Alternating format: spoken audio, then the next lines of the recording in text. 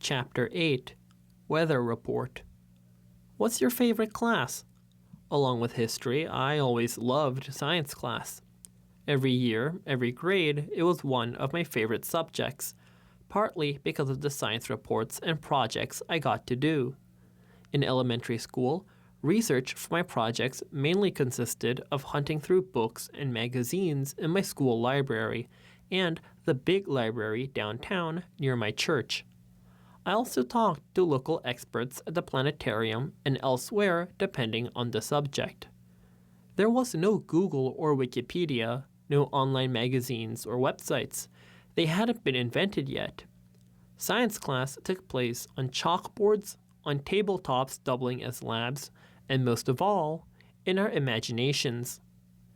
The science reports and projects from elementary school that still stick out in my mind involved honeycombs and coral reefs, and Jupiter as seen in the picture, but admittedly that one doesn't fit as well into this chapter.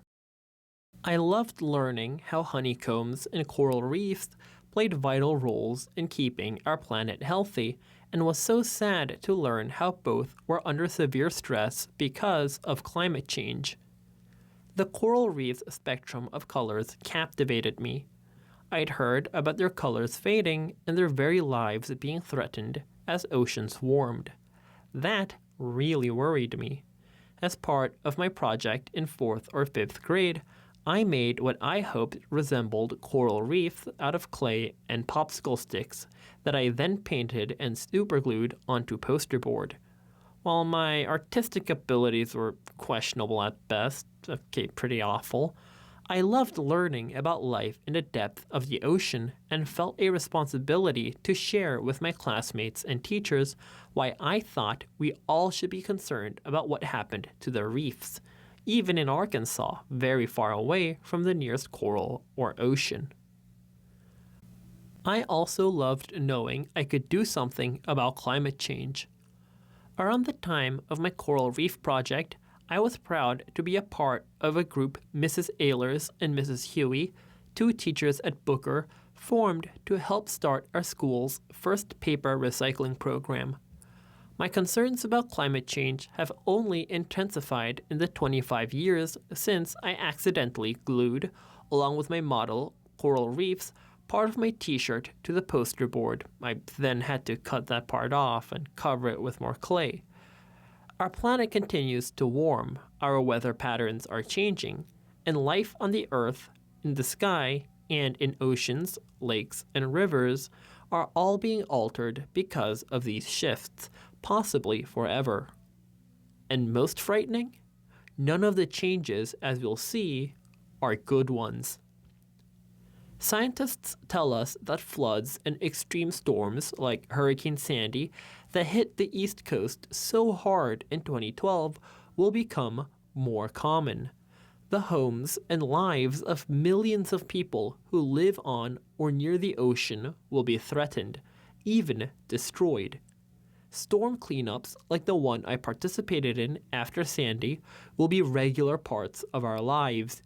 Droughts will become more common too, making clean water even harder to come by for millions of people, some who don't have to worry about clean water today, but will in the future. All of that will make farming harder in more places, making food more scarce and more expensive, possibly for everyone. I realize all of that may be a little or a lot scary, and that much of what we'll talk about in this chapter may feel overwhelming. But there's also a lot you and all of us can do to help out. The first step is to be aware of what climate change is, why it's happening, and what we can do now to slow or even reverse it when possible, and to be aware of what climate change isn't, what isn't causing it, and what doesn't work to fight it, like waiting.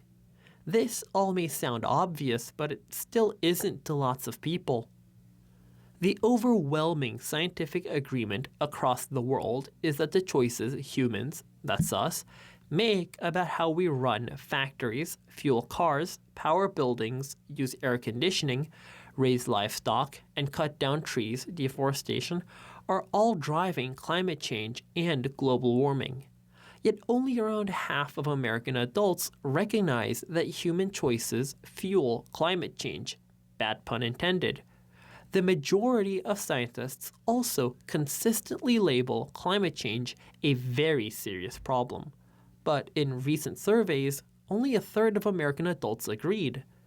The gap between what scientists know based on their research and examination of the Earth's climate and temperature pattern over many years and what the public believes hasn't changed much over time. Just like most scientists, most 8th graders in a recent poll also recognized human activity as driving climate change and global warming.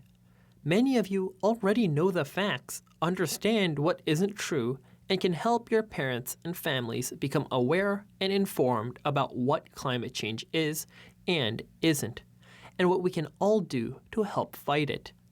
Many of the free videos and games about climate change created for kids could be just as fun for families. PBS Learning Media has terrific videos on climate change topics. Mark and I love watching these because we always learn something, even though many of them are terrifying. You can search by subject and grade level at pbslearningmedia.org. Bill Nye's Climate 101 video is another great resource.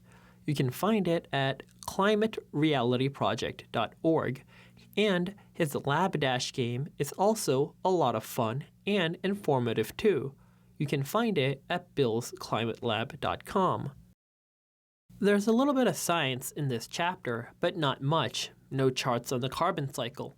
If you're really interested in the science behind climate change and the science behind stopping climate change, I hope you'll visit the National Aeronautics and Space Administration, better known as NASA, the part of the U.S. government focused on space, and the Environmental Protection Agency websites on climate change specifically for kids. They're both free and also arguably as helpful for adults as well as kids. You can find them at climatekid.nasa.gov and epa.gov/climate students. Your science teachers and any local museums that are focused on natural history, science, and exploration are also terrific resources. As I shared at the beginning of the book, I believe lots of small actions add up to big actions, including big changes. This is particularly true in relation to climate change. The actions we take in our own homes, schools, and neighborhoods matter to the health of our communities and our planet.